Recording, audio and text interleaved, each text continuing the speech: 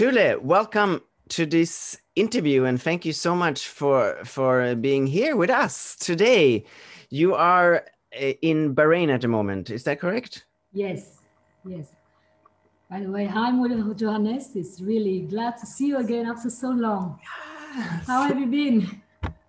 Me? Well, we're good here. But actually, it's more about you today. I'm really excited to talk to you today. You made a beautiful video, which you can also see on the Guitar City magazine website, of a wonderful Scarlatti piece. That video is just beautiful. You're sitting there by the beach. People really loved that video, and it's so great. Thank you. Oh, thank you. Is that sort of, and we all get very jealous, of course, to see that. Is that sort of your regular practice space, or? Yeah, actually, it's in a hotel near my place that I got the access to come in. So, in the weekend here, there's not much to do, especially in this period of time. So my hobby is, going to the beach, sunbathing, swimming, and actually every time I carry my guitar along, not the best one, obviously, otherwise it will be damaged, to practice and sometimes to make video, outdoor, just bring some refreshment for the classical guitar. Oh, yes. Well, there's so many things actually that I wanted to talk to you about today, but let's just begin because you're in Bahrain. I mean, I'm a person that lived in many different countries throughout my life, but I think you probably almost beat me in that sense that you have lived in many different places. You lived in Saudi Arabia. You also, I know you lived in India for a long time. Yeah. And obviously you did stay in Vietnam for some time too. And this lifestyle fascinates me. And I think for a lot of people, it can almost sound like a fantasy. What is it like in that way to several times completely shift your environment and move to a different country? So originally it is not my choice to live in different places. It started because of my husband's work, that he worked for hotel companies. So he has to move every few years to a different places.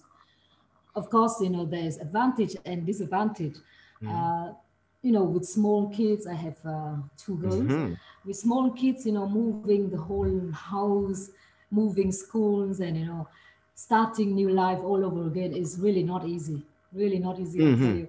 And then the moment you get used to it a little bit, it's time to pack and move again. Yes. But then the good thing is really enrich our life, and especially for the children. I remember my life, up to 18 years old, I haven't stepped out of my city in Hanoi. And for my kids, 2, 3 years old, they already travel, move to a new place. They speak Vietnamese, some Italian, English. They have international friends, and they got to see so many variety cultures and eat different kind of food, So I think this is a thing that you can never learn in school, and you have to own it with your own experience.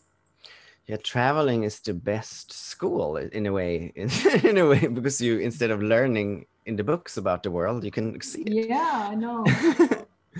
Well, and it is, it also fascinates me, this kind of lifestyle also. I mean, this is a bit, but I know that, for example, because of your husband's work, you also lived for extensive periods. You actually lived out of hotels, right?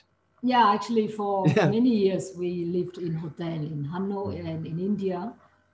And again, I enjoy certain things living in a very luxury environment, but then it's also limited a lot, the freedom and the opportunity for, especially for my children, to know what is the proper family life, where you have to cook your own food, where you have to iron your own clothes. So yeah, after 10 years living in hotel, so finally we got our own apartment. It's comfortable enough, and it gave me a chance, actually too much, to do housework, cooking. I see. But I enjoy it. What I mean, I mean, a lot of people, I think of that almost like a sort of like a dream life almost, because we all enjoy that when we go to hotels and so on. We don't have to clean, we don't have to cook. and being an artist, of course, I mean, it must have been really good for practicing. And I know, I mean, when you have kids, and you had Yes or two, of no, course, but still. Yes or no. The good thing is I could save a lot of time on, doing housework, cooking. We have housekeeping and all kind of services. And when I traveling, I can, just make sure that my kids are safe in the hotel environment. But then the limited thing is, you have guests in the same floor. And then the moment you come to the elevator is another environment. It's not your own house or your own Yes. villa. So you have to keep down the noise. The kid has to behave. Even my practice shouldn't be after 11 o'clock at night unless I play very softly and play nicely. Yeah, but we enjoy that time. And, it's normal. We always want what you don't have, right? So Right. other people, they look at it, some of my friends or even friends in India, they was very amazed. But then I always, come to them and complain, oh, I just want to have a normal house, with Right. garden of my own. I can make my birthday party like everyone else. Yes. Yeah. Without asking the permission of the manager. Right. Wow. Yeah, Yeah. we Awesome. take it as a great experience. Sure. No. And I mean, I think that it's, anyway, but that brings us also to the fact that you were in so many places. And I mean, I do know that when you were in India, when you lived in Delhi, you did engage quite a lot, locally with musicians, because of course you have a global, we all have to talk about global network, but I imagine one of the advantages of moving that way is that you will start building now some networks in all those different places. And I mean, as far as I remember, you always engaged a lot. Like now you're in Bahrain. I know you give a lot of local performances. I think that is a good thing about moving. It make you that you always have to push yourself, and you can't be lazy. But once you are in the new place, if you just stay still, you're dead.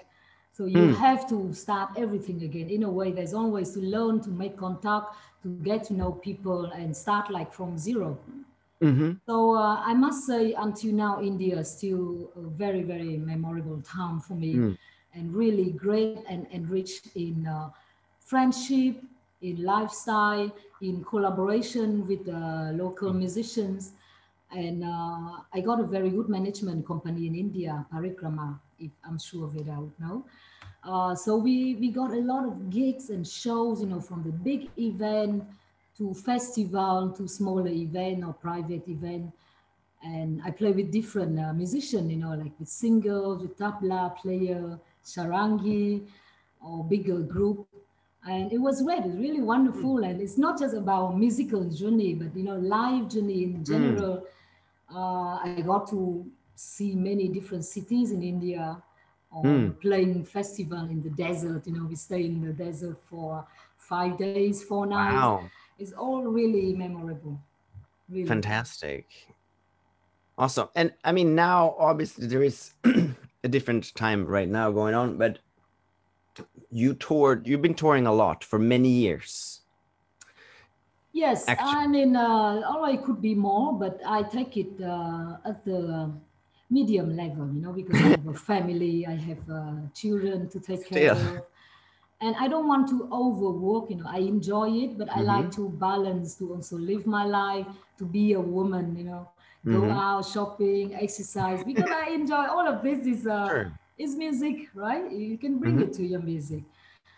So yes, I can say I've been done quite numbers of tours. No, definitely. I mean, and but of course, so we know you toured a lot, so you like the stage, but of course, you're also, now we live in a time where social media, or for artists, I mean, for musicians, is a lot of places in the world is like the only way you can communicate. But actually, you have been very good with this already way before that. And you've been creating content with the classical guitar, and with yourself, that's just been very successful, you could say. and also a little bit unusual. I mean, I still very fascinated how you did that video where you're in the bed and you are playing the guitar, and you explained something like you actually took the video with your foot, but maybe that wasn't true. Well, that was a joke. But honestly, everything started really naturally. I simply, at the beginning, using social media just like a diary for myself, for my life, to a place for me to store videos and pictures and events. And everything I post is really authentic and honest. I am a classical player, but my lifestyle is maybe not similar with other classical musicians because I want to be a new image of classical musician. The classical musician of the 21st century, they wear broken jeans, they exercise. I get up early in the morning. I don't stay up until 2, 3 o'clock every night. But then I also enjoy I practice, of course, and work hard. But also I enjoy my free time, go out, go dancing, listen to hip hop music. And I do it all. And I want to also give a message to the young generation now, to also promote them and to have them to have a look more, how to say, honest about classical musicians of the 21st century. It doesn't mean you have to always be on the stage with a black tie, with suits, You can be cool, you can live your life and enjoy your life. You don't need to practice 12 hours a day and have no girlfriend. So you still can experience all. And it's a style. It doesn't mean you have to play the music of 300 years ago. You can play. Say that, Julie. I think you practice quite a lot. I think you always practice quite, right? Actually, not in the last many years. When I was a kid. Okay. Yes. Yes, but as you know it very well. No, you are a father. You have a family, kids, and also you travel a lot. We all have that much amount of time per day. So if you practice a lot, means you have to cut out time for your children, time for yourself. So yes, for me, it's the right balance and the flexibility of knowing which day, which one do I do more. So it's all about flexibility. I can't say I practice a lot compared to other classical musicians. Okay, well, let's say it sounds like you practice a lot because it sounds very fluid. And that's something you said, and I really like that we said, and I think that's something that strikes me about you. When you play, it's very obvious that you really enjoy playing guitar. So I thought it was wonderful you said that, and I think this is one of the things perhaps which also comes through a little bit. I mean, not only in your sort of concert persona, but also with your videos, with this playfulness, like you say. It's not some sort of hard sort of struggle. You really enjoy playing guitar, and you really enjoy sharing that with people. And I think that is, at least for me, what's coming across. And it speaks very well, of course, because you're sharing something. It's like you love for something. Well, I guess if I stick with it until now, more than 40 years, I think if I can't enjoy, I wouldn't stick with it that long, or I just have no choice. but yes, sometimes, for us, very well how hard and how much struggle it is to be able to perform well a piece of classical music. But then eventually the audience, they don't see the thing behind the scene. They might have knowledge, but at the end, the final product, they want to see that you enjoy the music. So even if you're struggling inside, don't let them know. And good tip there. Secrets behind it. Yeah, but then eventually it's a combination. You need to prepare well. You need to get into the music, and as you said, you have to enjoy what you do, and that is the most honest way to show your music. Now let's just, if you don't mind, I'm sure a lot of us are. I'm a little bit curious now. Let's go back all the way. So you started studying guitar in Vietnam because that's where you lived there until you were adult. I was in Vietnam all my other life until I had the second child. Yes, I started first with my father, who was a painter, but also was a guitarist professionally. So yeah, I can say he was a very strict teacher. I was only 4 years old, and I still remember some hard times studying with him. Interesting, very interesting. And then also that is always a great gift, of course, to have music in the family. But you say he was quite tough with you, but that didn't seem to have ruined your kind of appetite for music. So he must have somehow balanced that.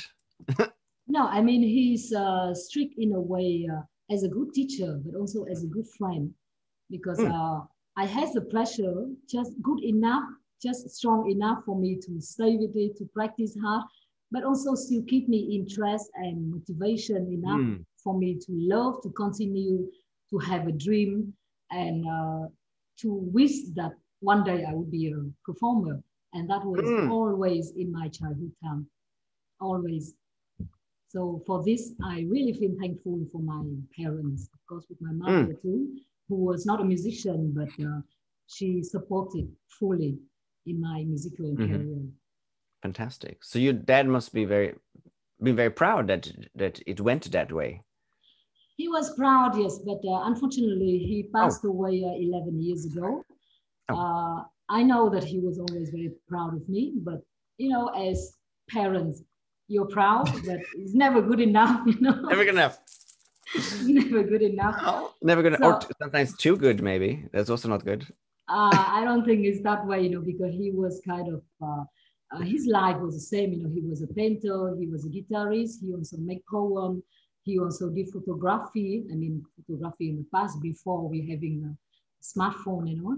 Right. So himself was a person who always tried to learn and try to push himself to improve. So I knew that he also expected a lot from me. But, you know, as a kid, especially when you're a teenager and then when you reach 18, 20, you have good boyfriends. You know, sometimes you just think that, okay, it's enough. I don't want to learn anymore. I graduated and that's it. But then he asked me, you know, to learn composing, which I did not, and I feel regret now. And then also he asked me to learn architect, you know, something to do with art. Oh, yeah. Yeah, something just a little bit to follow his other profession. And I said no, and I said enough. And then eventually I get married and just to really mess up even more, you know. So, well, not that he didn't want me to get married, but he would wish if I would study more and get married a little later. I see. And he was very, very different. You know, he's not like a typical Asian man mentality that, you know, at a certain age you have to get married. No, he said that, you know, the moment you have family, you have children, your career will somehow stop. So listen to me and continue. But I was 26. Always, so he really supported you as an individual, and he really wanted you. I was the only as a woman daughter. to be. I was the only daughter. So the only child. The only child. Yes. A lot of pressure there. So that's why, all the love, all the pressure is with me. But apart from your father, did you then go to conservatory in Vietnam? I started the conservatory in Vietnam when I was 7 years old. And oh, wow. Yeah, so at that time, I was the youngest student in the conservatory, but I was luckily passed, and I continued for 15 years. Well, and for a lot of people don't know that perhaps, but I know that because I've been to Vietnam and I've seen a lot of Vietnamese guitarists. And if you go there today, I mean, there's a lot of really enthusiastic young students, and they play very well. It's like a really strong guitar tradition, I would say, right? I can be strongly, I can be strongly saying that we have a very big platform for guitar, you know, because for people, besides knowing guitar is a classical instrument, you see guitar everywhere. You know, they play in the strumming a few chords. If you go to houses of people, you know, out of 10 houses, maybe 2 houses even find a guitar. Oh, So wow. for us, it's a big culture. It's a big culture. And why is that? And when did it, I mean, the guitar, as we know, it can travel. It likes to travel, and it likes to settle itself all over the world, even Africa and so on. But how did it do you know that? How did the guitar really come to Vietnam? I guess because guitar is an instrument that you can carry everywhere, Mm-hmm. right? So, and also it's affordable. Even Right. if you are not a professional guitarist, Mm-hmm. you can afford to buy a guitar with $100, or in Mm. the past even much less. Yeah. And just to play a few chords, just to get together with friends and have some fun. Or very famous that in the army, on the shoulders, they normally have guitars and they just play with each other when they have free time. Oh. Yeah, so it become a very familiar image for Vietnamese. So Ah. that's why I guess the classical guitar also get into people easier than other classical instruments. Very interesting. Yeah. But saying that, there's a lot of good Vietnamese guitarists, but in a way, in many ways, you were kind of the first one to really go, perhaps because you went abroad, but that sort of got known, I would say, on the international sort of guitar scene. Well, I wouldn't say I'm the first one, but I can say that the situation actually was being very kind to me. Nothing was planned. It started because, of course, the whole my life I just stay in Vietnam, study there, perform there in Vietnam, and just since I stayed out Vietnam, went to India because of following my husband. I started the competition life, because I thought Mm. that now, okay, in a new country, I'm not teaching anymore, I'm not performing anymore regularly. What do I do here? Mm-hmm. So I've heard of the Calcutta Guitar Festival in 2010, where I met you. Yes, I know. Yeah, so it's just like a short flight from Delhi. So I thought that, yeah, why not? Just go there, have some Uh-huh. fun, prepare some pieces, and get on the stage and do competition, and not afraid of anything, Uh-huh. because just to have the experience, right? Oh, so you mean that before that you hadn't done much competitions? No, I didn't do at Oh, all. That was interesting. my first competition. Yeah, But then after international that, it was competition. quite a Yeah. lot. You did quite a lot, as I understand, as I kind of have that idea at least. Yes, since I got back into it and I realized that my love for the classical guitar is still very strong, Mm-hmm. and I decided to continue with competition, Mm. and start to invest my time more and practice more, because I had actually a long gap for about 10 years of playing with the band and playing other Ah. style of music, and then got married, having children. So I must say that I feel very thankful for Calcutta Festival 2010, that how my career started again. Wow. Well, that is something. Well, a lot of things started in Kolkata 2010. It was a very important festival. It was at that time the largest, I think, ever done in Asia, Oh yeah, and that was a it crazy was a festival. special year. Now, I mean, Yeah. nostalgic a little bit, and unfortunately, a lot of people don't maybe remember. But I was supposed to be there the whole time, but I had some problem with visa problems, and I was still in Bangladesh. So I I only arrived remember. last I 2 days remember. or something like that. So it was the Ah, greatest event that I missed most of it. But anyway, no, no, but at the end you were there. I remember. yes, the last 2 days. I saw seeing you in the grass, in the last party in the big Yes. grass. I still remember that photo. Oh yeah, and I mean this was also now it is, but especially if somebody is hearing this and they know what we're talking about. What I remember from that time too, this was a little bit. Of course, we had already Facebook. This is more than 10 years ago now.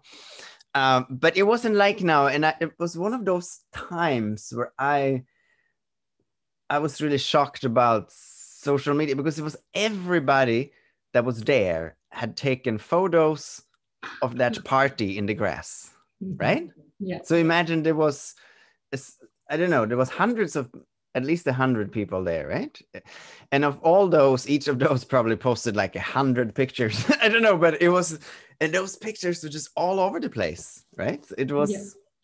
That is another thing. That is something very much like Asian culture.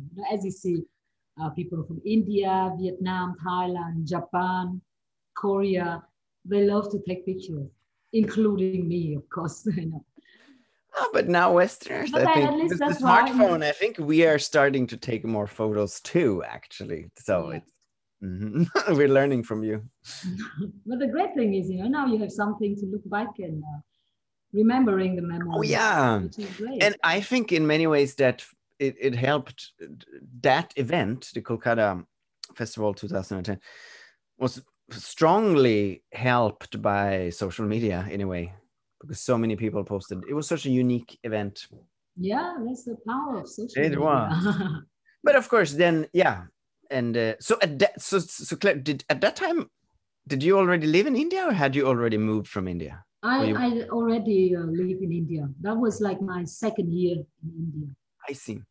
And after India, you went to what? Saudi Arabia? Saudi Arabia, yeah. And I think for me, a lot of people, we think of, oh my God, that must be so different than, I mean, India is sort of quite free. And I think for a lot of, we think of Saudi Arabia, especially as a woman, there must be some sort of restrictions of your freedom.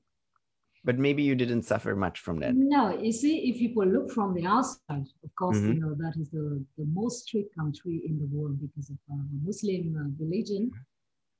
So, of course, laws are there for women who cannot, wear normal clothes. You have to wear the abaya, the long black coat. You have to cover your hair. You cannot drive. There's no alcohol at all anywhere. So there are a lot of strict rules. But for us as the expats living in Saudi Arabia, we normally live in a compound. So this is very common that foreigners living in compound. And in that compound, it could be from 100 families to 500 families. It's like a small city. So in there, you have fully freedom. You can dress whatever you want. You can wear bikini. You can organize party. So life is still going on as normal, but the moment you step out the compound, you have to respect the rule and the restriction.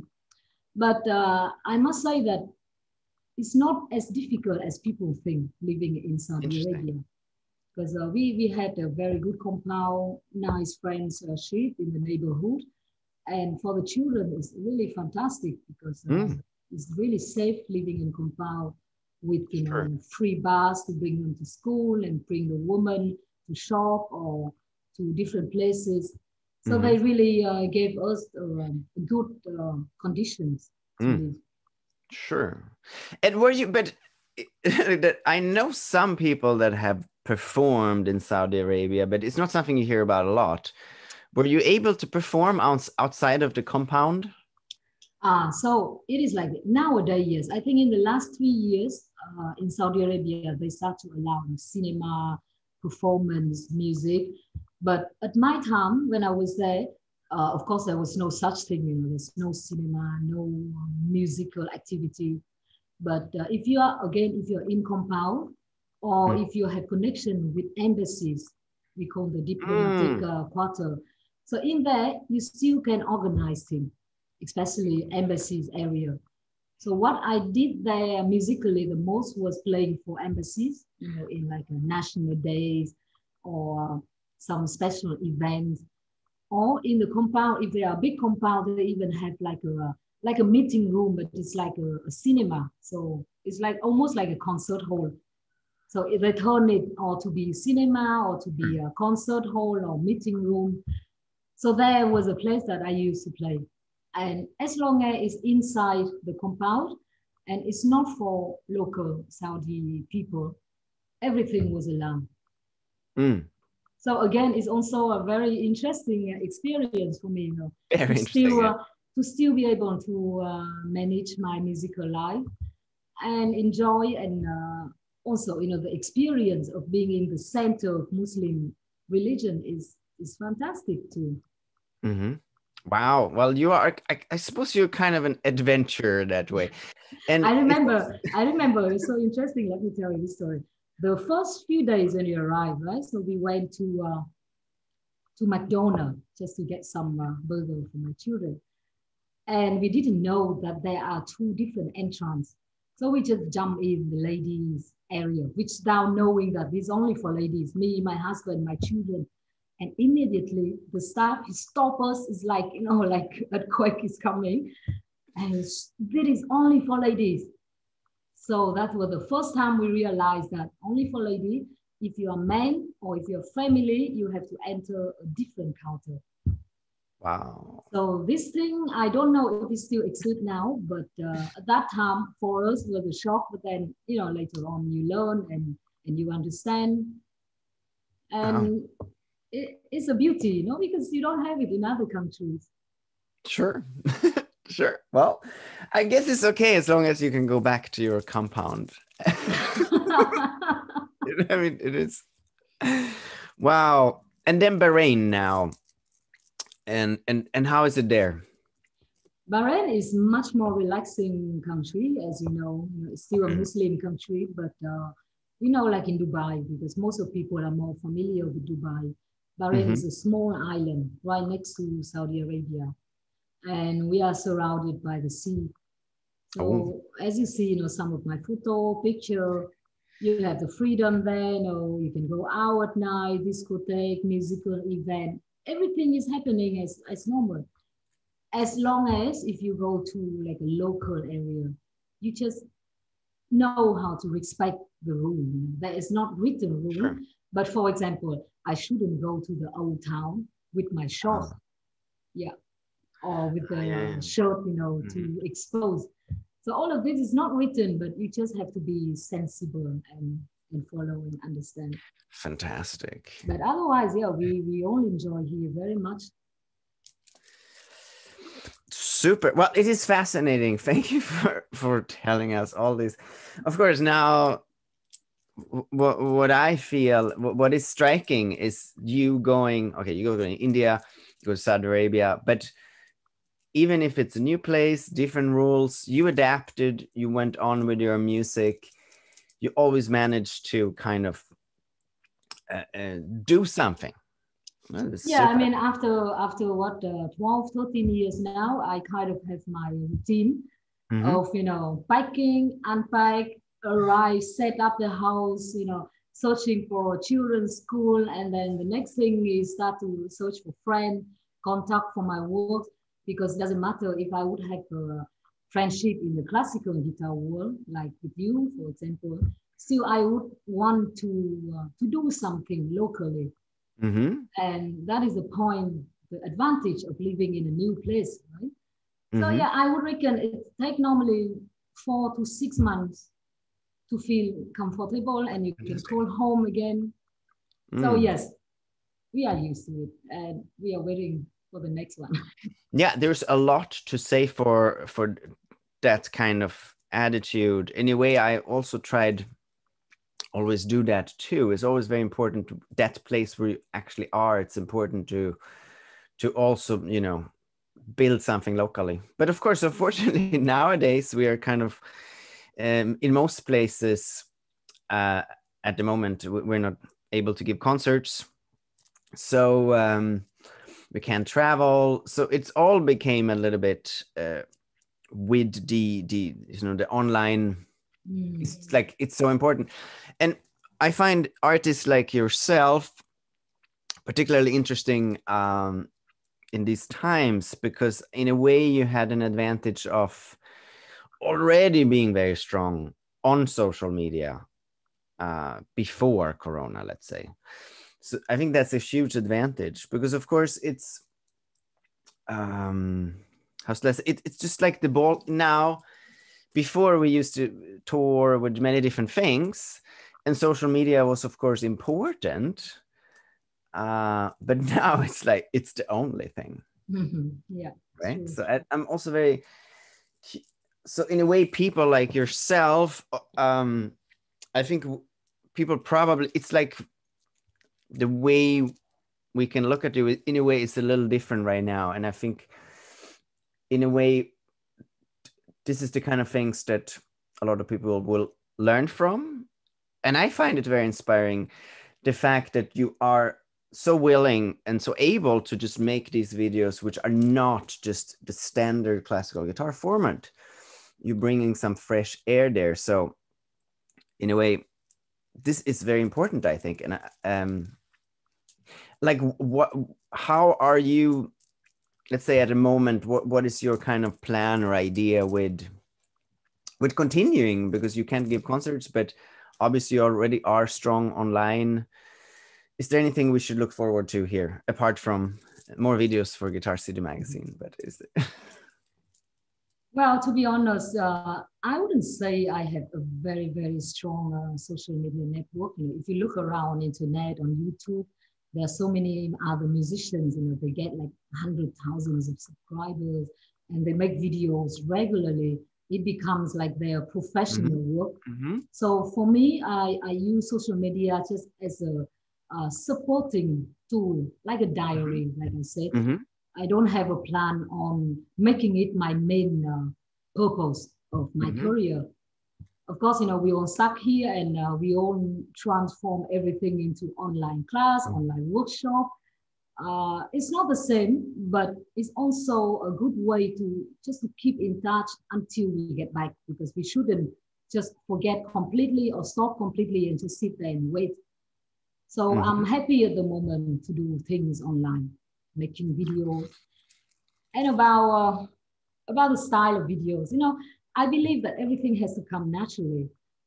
I never try to just sit here and think about, what's this next video I'm gonna do? You know, should I twist my legs or, you know, cross my arm or whatever to play? So everything is naturally, and I believe that it's also reflect your personality. I like fun things. I like to do things that are different, and sometimes it's just in a moment that I could come to an idea. So the video that I was lying on the bed, actually it was a joke with my friend. Oh, it was a joke with my friend. I never had chance to share it. So we went, me and my husband, we went to their house for lunch on a Saturday lunch. And then we said that, you know, by 3 o'clock, I said, I really need to go home and I need to practice. And I'm really tired. I have to teach in the evening. So she was looking at us, you know, practice what? Practice in bed. You know, like she means like, you just take an excuse to go home. So I went home and I was thinking, why not practice in bed and send her the video? You know, so I really laying in bed. Oh, really? Yes. Oh, so it wasn't not even made to be for... It was not a plan. And initially, I just wanted to send this video to her to say that, okay, if you think that I practice in bed, I really practice in bed, yes. So I sent it to her, only with one take. You know, I didn't even make my makeup or change the clothes, and just one take, one angle. Of course, my daughter. Really? Yeah. Oh my God. This is the kind of thing, when you see that, actually, I want to, I'm just looking for it right now. I wanted, if you don't mind, we can do a little screen share in case somebody didn't see. I would have imagined that you spent like days getting that, you know, practice, because so you see that is very impressive. So you mean it was also, you know, if you know me, and then you just posted it for fun, or what was the? So after sending it to her, she was actually laughing. And then I realized that maybe I should post on Instagram. That was when I was very new to Instagram. I had only like 2 or 3 pictures. If you go back my Instagram from the beginning, I only posted 2 or 3 pictures. I didn't even know how to use Instagram. So I thought, okay, Instagram is maybe somewhere that I can, you know, just post fun thing, because I wouldn't post it on YouTube, and I still didn't post it on YouTube because I was thinking that maybe it's not appropriate, you know, for a classical musician. So I posted on Instagram, and then the next day I found there are so many people sharing it, and so many people started to follow me, and it's supposed to be a job. And that video went, it was on your Instagram account, but it also went in all kinds. I know it went also on people were posting it on Chinese social media. It showed up in all kinds of places. People ripped that video. So way more than just your it's okay. Well, if you don't mind, let's just pull that out here so people, I found it actually, right? Is this one, right? I mean, can you play it here? Yes. Yeah. Let's just. I think this one is when I reposted it. Yeah. And you know, it's also very good, you know, to promote people to polish their nails.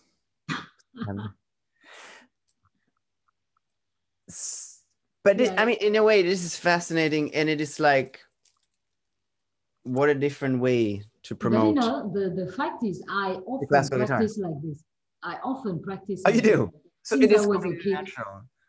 So what do you show us because a lot of times we live one life, you know, and then on social media we live another. But in your case, it's not true. This is your life. This is like. No, I live like this, you know. You know that when I was a kid, I didn't sit on the chair to play properly until, I don't know, 10 or 11 years old. So the first 6-7 years of my life, I sit in bed, you know, I just cross my leg. You know, we had a small house. So the only biggest area in the room is the bed. So I often just sit in bed and play. So I feel comfortable to play any position. And sometimes I'm just so tired, I want to sleep. But then my head telling me that I should go through a little bit, some part here and there. And I often practice like this still now. And now looking at, of course, for anyone, a lot of people will know your Instagram account also, but for me, probably it's a very awesome Instagram account. And I mean, this is also, of course, incredibly impressive that you are so flexible, but that you're also, I mean, in a way you're taking, but what I thought was interesting, you said, I didn't post it on YouTube, but Instagram was the place. I thought that was really interesting how, because of course, YouTube is maybe, it's like you say, it's a more serious format. And obviously you have also a very strong YouTube channel and you have a lot of awesome videos and you are sort of really a respected classical guitarist, all right? But still, and you did say, I find it interesting to say, oh, I didn't want to put it on YouTube. So there still is some kind of awareness in the sense that you trying to balance yourself as a more serious artist, but then you have found, for example, with Instagram, you just found this way now to just do something completely different like this. I mean, this is, to begin with, it's pretty. And then also, I want to mention that this is something, I mean, this is pretty, I really feel like I need to do some stretching when I see that. I feel very unflexible comparing with you.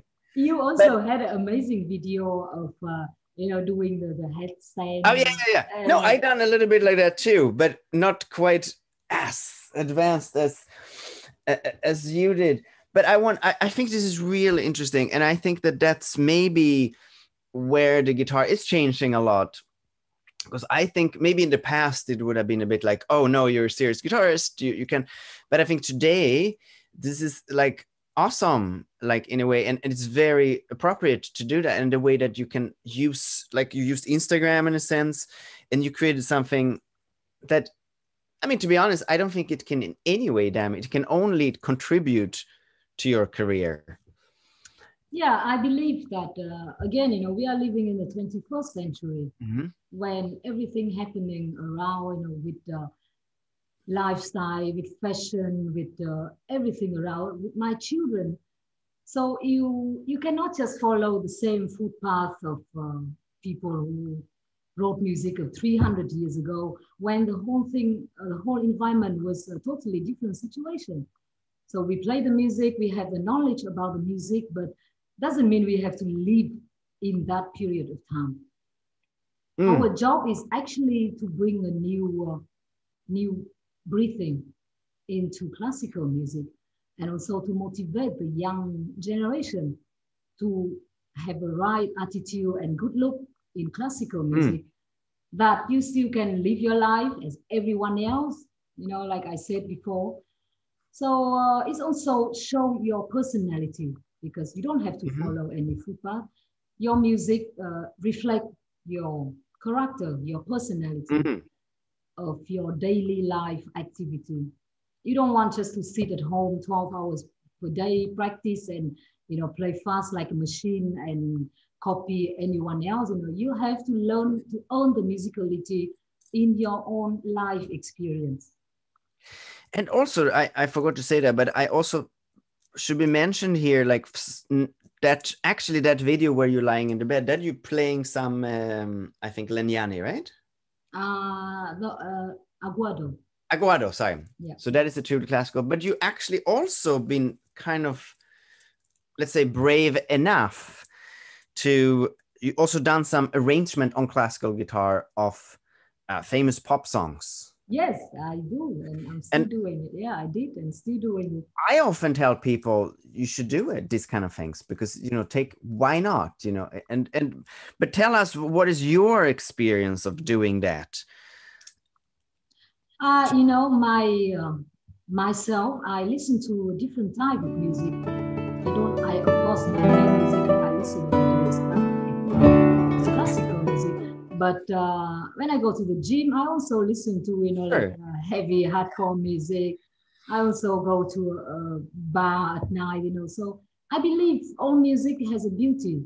It's your choice, it's your taste, what to listen, what to like, what to put in your playlist. And also the fact that I have two small daughters. They are not small anymore, but they go to school with their friends. They also influence in their music taste. With all the new music nowadays that I don't even remember the name, but somehow it's all around you. Oh, it's my students, the young students, they come and they go, oh, can I play a Havana or Despacito? So that's how I approach pop music, and I realized that yes, it's nice.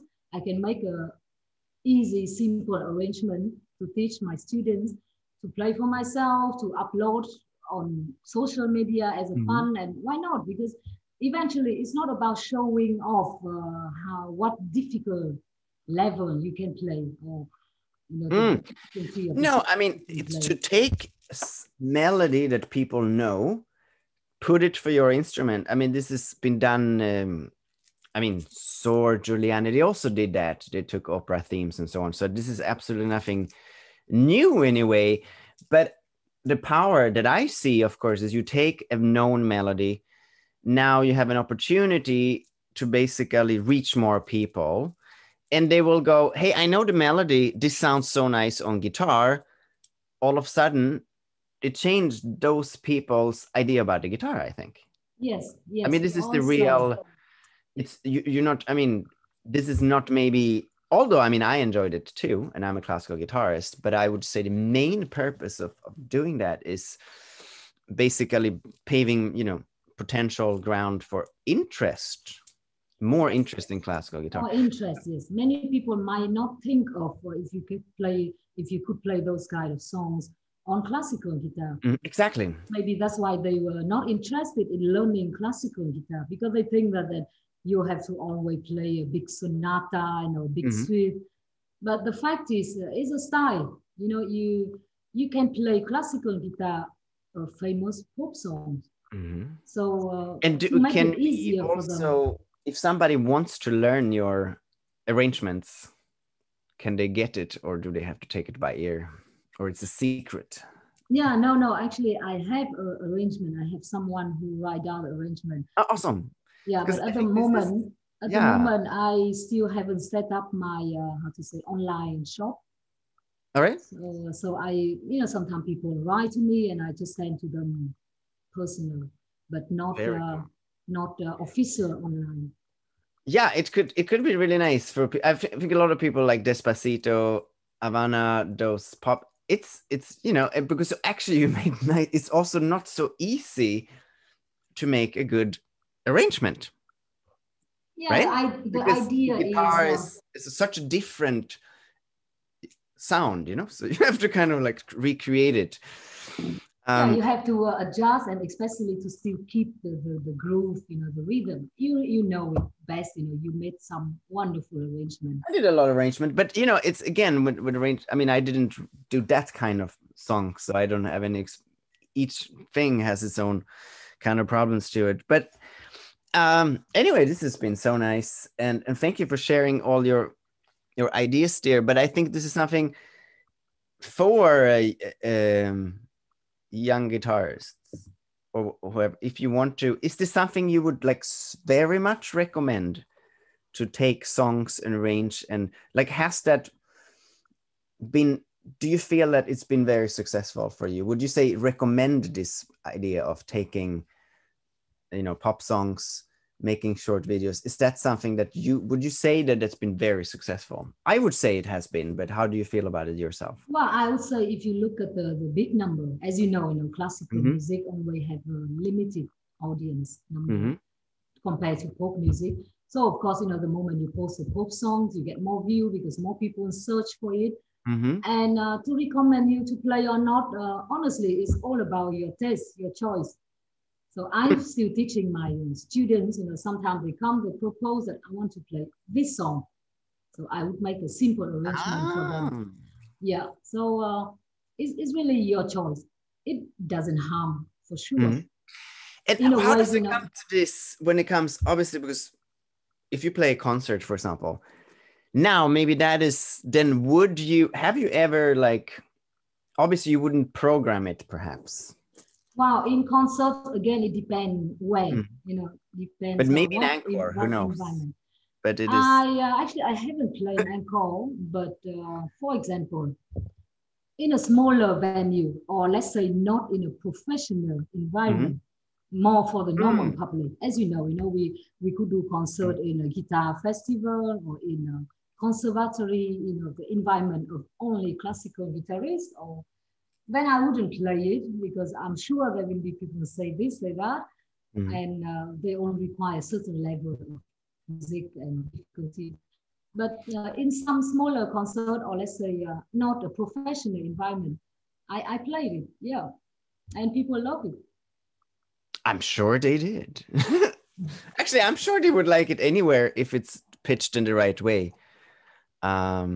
Yeah, anyway, again, as a performer, you have to also, as a performer, you have to read the audience. Yeah, totally. Yeah. There's so many things that I find so interesting and that I enjoy talking to you about, but of course, there's also some kind of limit to this awesome interview. But we didn't mention, I mean, we talk about so many things, but of course we talk about a lot of other things, but of course, foremost, in a way, you are also just a classical guitarist. I mean, when it comes down to it, and we didn't talk so much about also, I would like to mention this because that video you made has the Scarlatti Sonata, which, I mean, you just play it so excellently, so flawlessly, kind of. It seems so easy when you play it, but actually, it's a pretty hard piece to play, and of course the music is very immediate, and I think you really kind of capture that. But is there anything we could talk a little bit about Scarlatti, perhaps? I mean, is that, it seems to just really suit you. Do you play a lot of Scarlatti?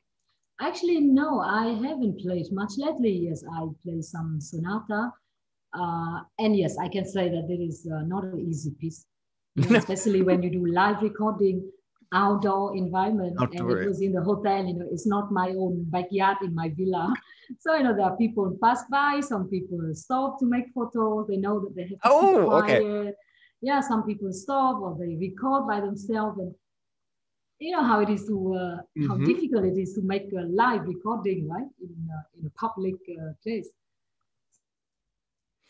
It's a sport, but you are the master of it, I guess. Right, to complete it.